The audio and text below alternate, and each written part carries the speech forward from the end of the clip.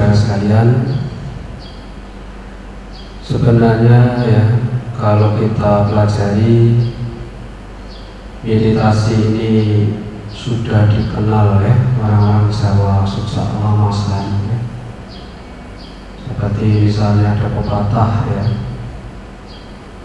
sak bejo bejane wong lali ya, luwih isih bejo wong kang eling lan waspada.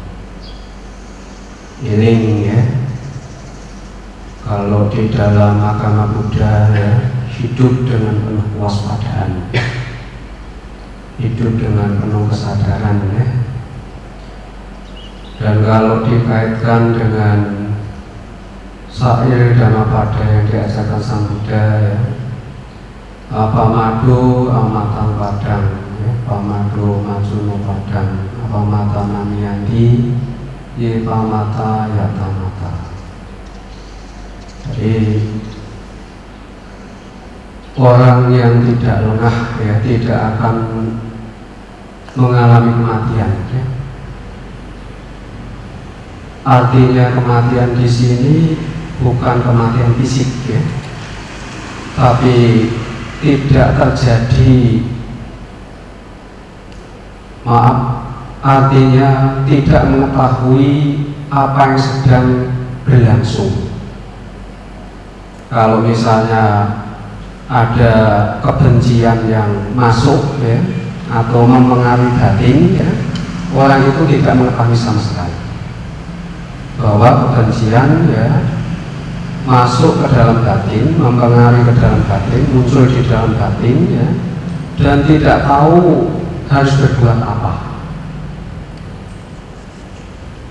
Nah, orang yang tidak mengetahui kejadian yang sedang berlangsung ini ya tidak ubahnya seperti orang mati.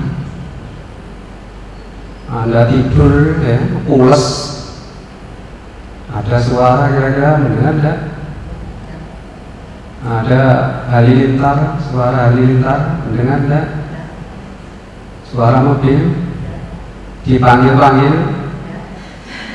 ya, karena Anda sedang ya tidak menyadari apa yang sedang berlangsung ya. Ini yang dimaksud kematian ya. Padahal ya keburukan yang muncul dalam batin ini ya, kalau menguasai ya akan menyebabkan ketenteraman di dalam batin ini secara langsung ya. Tapi Anda tidak tahu ya.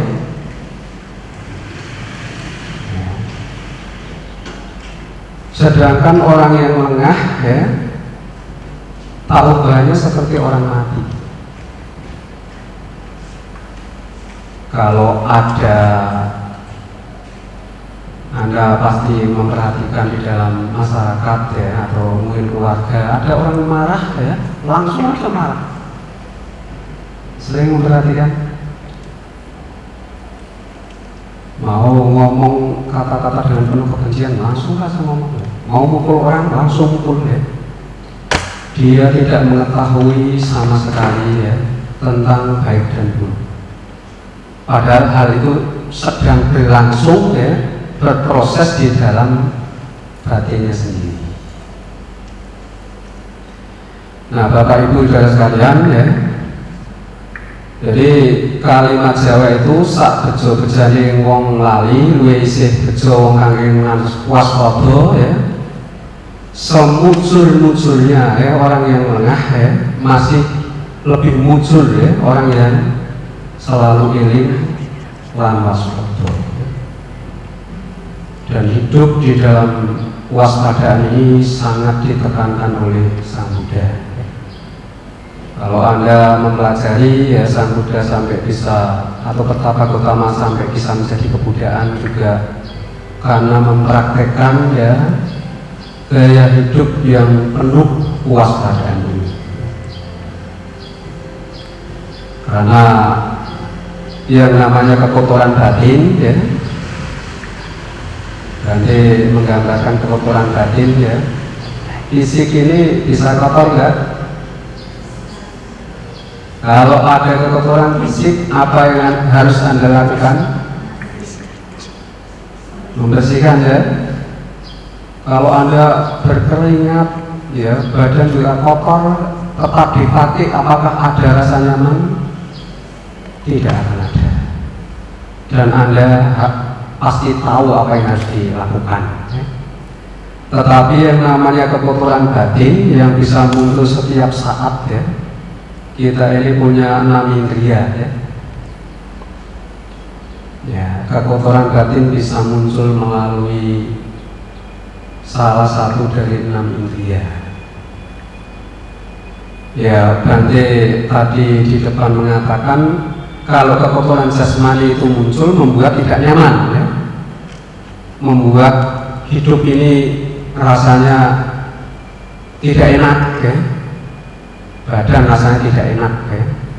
Demikian juga ya, kalau batin ini ada kekotoran batin ya, misalnya kebencian ya,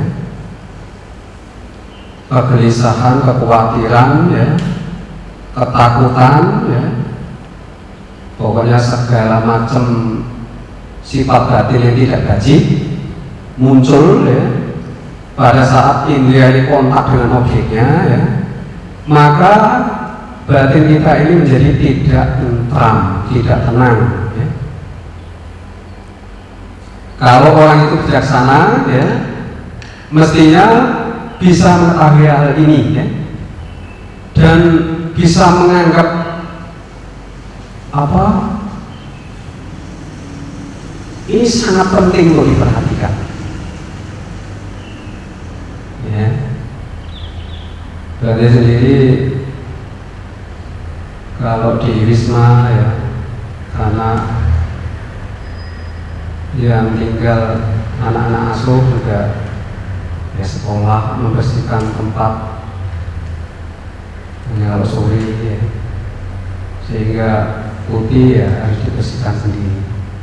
Kalau Bante tinggal beberapa hari ya, padahal ya rapat, nggak ada banyak lubang-lubang, tapi sekali kotor karena mesin debu. Kita mau langsung tidur ya, nanti malah sakit. Ya, yang harus kita lakukan lebih dulu, kita bersihkan dulu. Ya. Yang sudah bersih, dilap-lap ya, baru terasa nyaman. Ya. Lalu kita bisa istirahat. Ya. Ya, sebenarnya keadaan batin kita ini juga persis sama seperti itu ya. Kalau ada kekotoran, itulah yang membuat hidup kita ini tidak bahagia ya.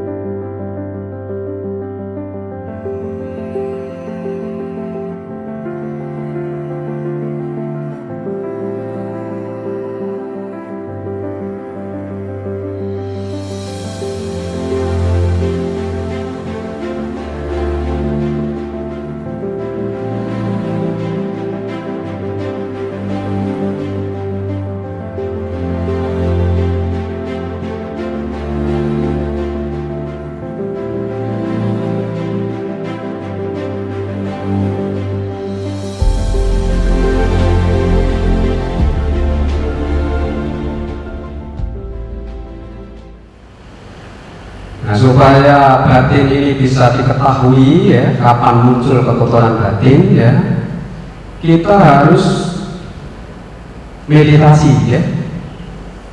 Kalau orang Jawa mengajarkan tentang meditasi ya, ada pepatahnya ya.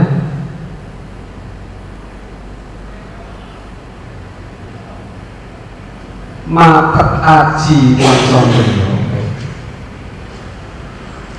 Artinya kita ini punya 5 indria kalau pandangan orang Jawa, tapi kalau pandangan Buddhis ada 6 ya. Matet aji wancondriyo ya, nutupi babaan lawasana mondang manten pucuking grana, ya. Grana itu hidup, ya. Jadi semua ditutup, ya, indria-indria ini, ya. Kemudian kita hanya mengamati satu, yaitu lubang hidung, ya. Sebenarnya ini meditasi, ya, kalau dipandang dari ajaran Sang Buddha. Tujuannya apa, ya? Tujuannya agar supaya kita bisa menangkap, ya, kecenderungan pikiran, ya. Pikiran ini pergi kemana? Apakah sedang tenang menyatu dengan objek, ya? Misalnya objeknya napas masuk, napas keluar. Apakah pikiran ini pergi, ya? Kalau kau pergi kemana, ya?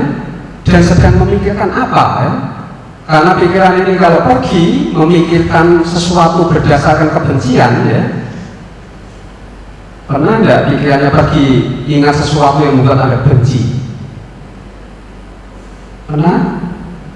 Tiba-tiba ingat tetangga yang sangat menjengkelkan itu, duduk di sini tiba-tiba ingat. Ini artinya pikiran pergi, ya. Dan dia pikiran ini mengingat objek yang membuat kebencian saat itu juga muncul, ya. Sehingga batinnya ini, ya, napasnya menjadi tidak teratur, ya, tidak tenang, ya.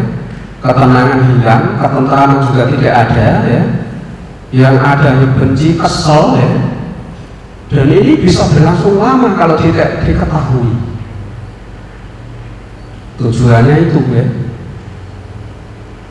Karena pikiran ini bisa pergi melalui salah satu 6 indria, ya, supaya mudah mengetahui kemana pikiran ini atau sedang berada di mana. Ya, 5 indria ini kita tutup.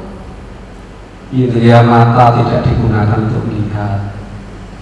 Kalau sedang tidak meditasi, mata dibuka, ya. Indria hidung juga tidak kita gunakan, ya. Indria mulut tidak untuk makan, meditasi tidak boleh sambil makan, ya. Jadi yang kita amati hanya napas masuk, napas keluar, supaya kita bisa menangkap keberadaan pikiran, mengetahui keberadaan pikiran pada waktu itu. Kalau perhatian ini diarahkan ke napas masuk, napas keluar, kita sadar sepenuhnya, ya. Pada saat itu pikiran ini menyatu di sini. Tapi nanti pikiran ini juga bisa pergi. Oh, tahu-tahu pikiran ini pergi kemana, ya. Itu, ya.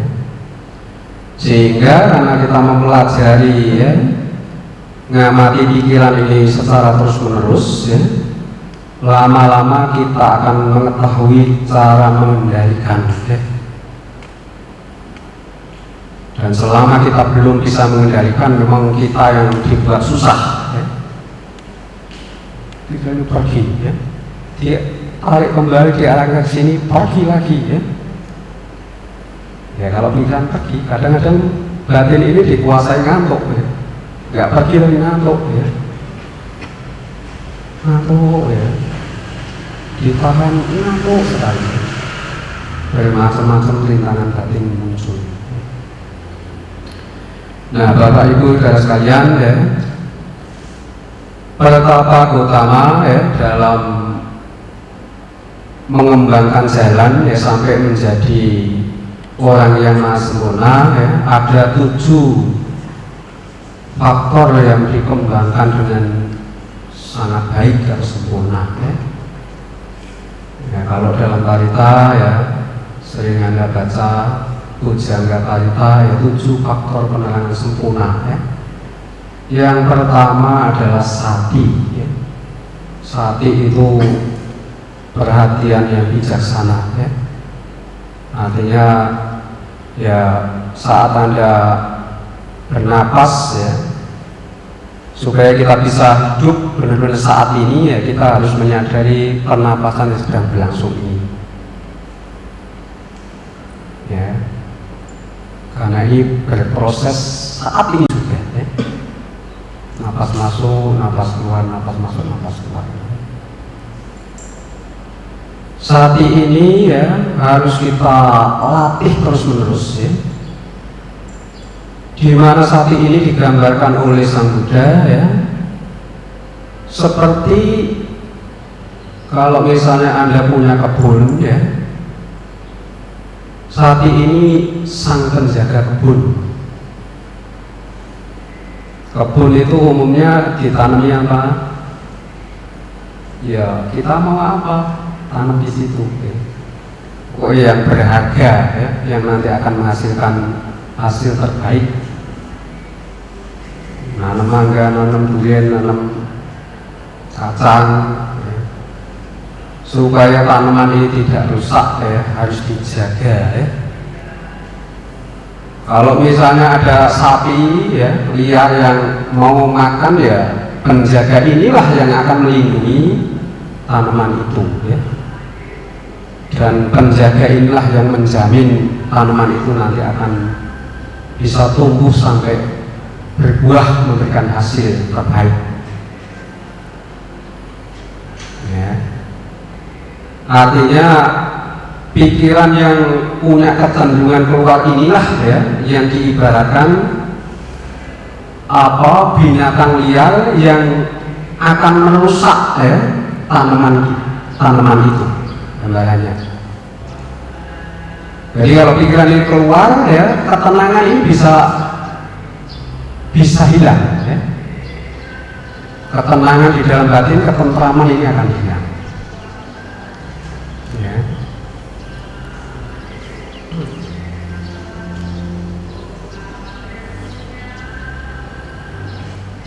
Sati atau perhatian ini bisa digambarkan ya, digambarkan oleh Sang Buddha juga seperti penjaga rumah kita. Jadi kalau misalnya rumah itu banyak jendela, banyak pintu, jendelanya ditutup semua, pintunya tinggal dibuka satu ya.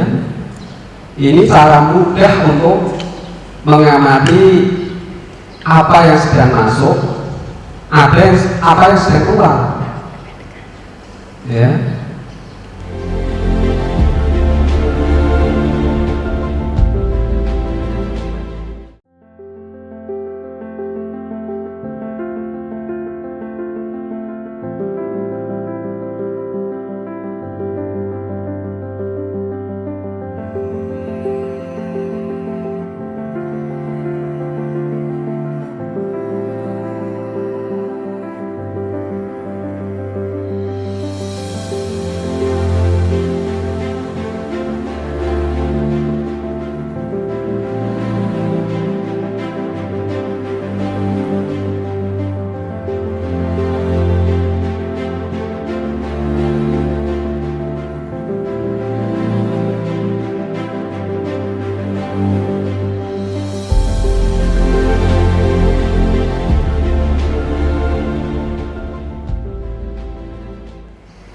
Artinya di sini menggambarkan ya, kalau indria-indria ini ditutup, yang 5, yang 6 ini ya dijaga, yang 1 ini dijaga, nomor 6 ya, kita akan mudah sekali apa yang menjadi kecenderungan pikiran ini saat keluar dan saat masuk. Misalnya ada suara itu mempengaruhi batin ya. Apakah suara yang mempengaruhi batin ini akan muncul hal-hal bajik atau hal-hal buruk ya, nanti akan bisa diketahui. Kalau misalnya mendengar kemudian Anda terus marah-marah seketika itu, muncul hal baik atau buruk? Buruk ya.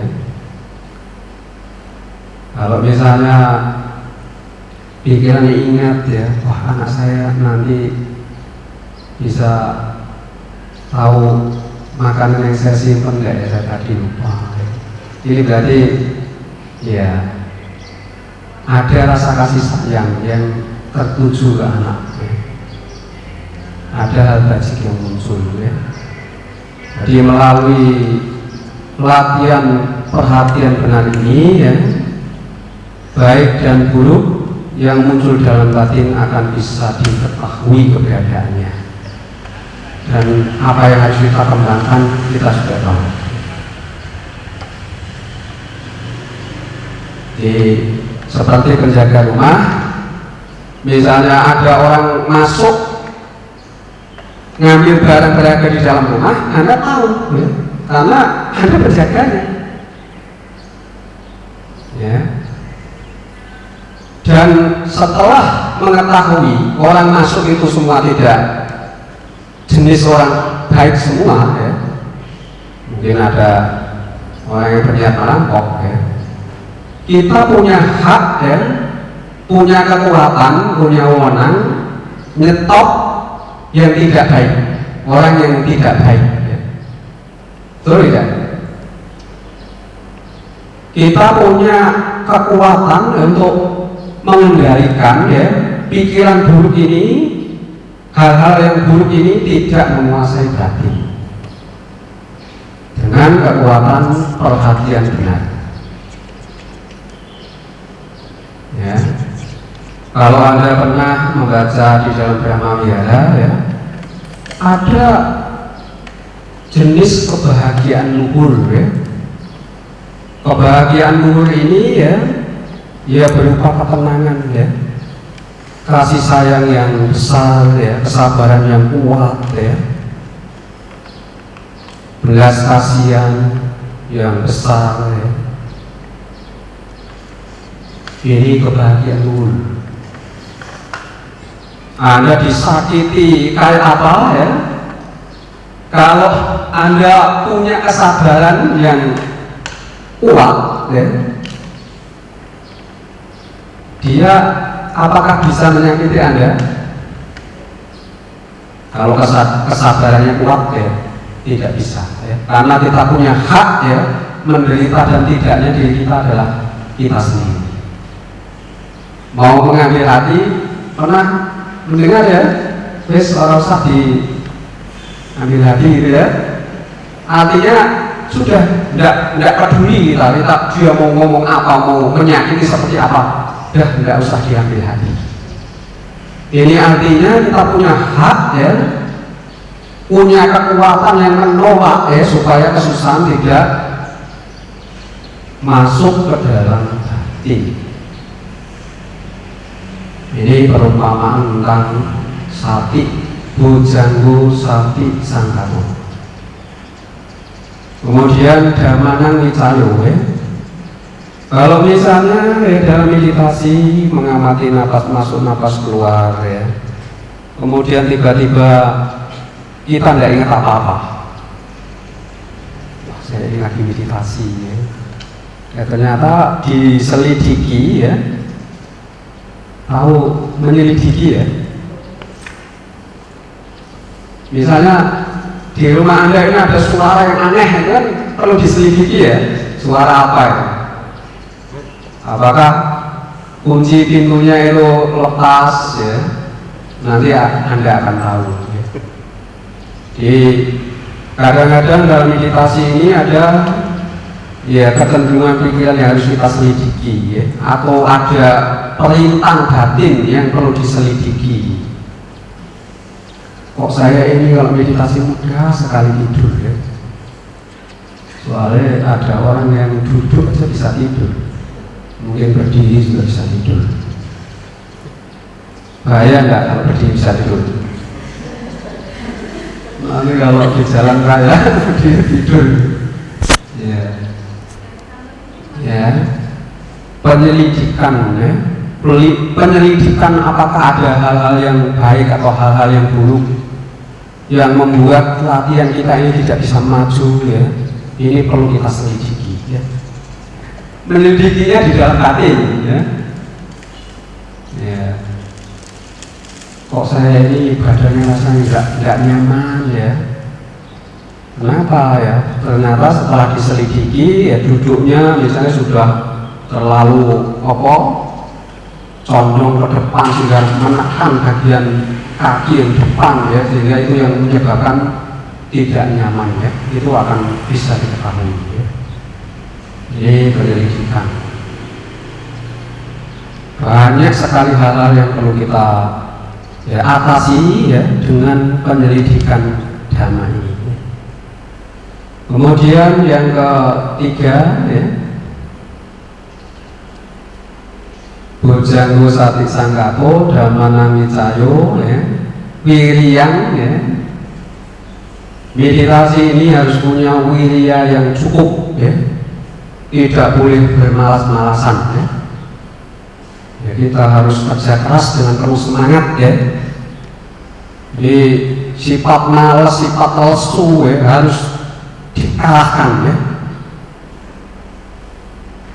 Dulu kali waktu jadi Samanera, ya, karena semangat memang menyala-nyala, ya. Setelah jam 9 malam waktunya sudah mulai istirahat, ya, nanti izin tadi, ya. Kalau malam meditasi waktunya nambah boleh enggak? Ya boleh, asal ya besok lonceng pagi Anda bisa bangun. Karena lonceng paginya jam 3. Kalau Anda tidak tidur nambah 1 jam, ya, risikonya nanti tidak bisa mentaati aturan jam 3 pagi bangun. Kalau Anda siap dan tetap mentaati aturan, ya diizinkan. Ini artinya semangat yang besar, ya. Dalam latihan, ya, Anda tidak perlu memperhatikan orang lain, ya. Orang lain semangat atau apa itu urusannya sendiri, ya. Urus diri sendiri, ya. Kalau lagi males, ya disemangati, ya. Ya, cara menyemangati diri sendiri, ya, kita ini sedang sehat, ya. Mestinya mengerjakan sesuatu yang benar-benar akan memberi manfaat itu yang sungguh-sungguh, yang semangat, ya. Karena akan sulit sekali, ya, kalau Anda sakit, ya, harus berlatih. Menimbulkan semangat juga akan sulit sekali, ya. Maka berlatih ini, ya, berlatih mengembangkan batin ini, waktu yang tepat adalah pada saat kita sehat. Kalau pada saat kita sehat kita tidak memiliki semangat, ya, artinya secara tidak langsung bisa dikatakan menyia-nyiakan waktu. Padahal hidup kita ini dimakan oleh waktu, ya. Sehari lewat Anda sudah bertambah, ya, usianya. 2 hari lewat sudah bertambah usianya. Kalau setiap menjalani aktivitas yang sedang kita kerjakan kita tidak menumbuhkan semangat, ya, bisa dikatakan kita menyia-nyiakan waktu, membuang waktu dengan percuma, ya. Karena itu, ya, pada saat kita sehat, ya, kita harus bisa memotivasi diri sendiri, ya. Pada saat kita berlatih mengembangkan batin ini harus semangat, ya.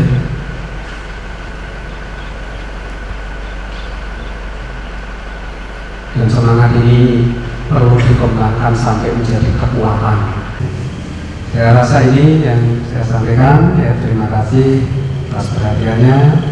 Selamat siang, terpujilah Sang Buddha, Namo Buddhaya.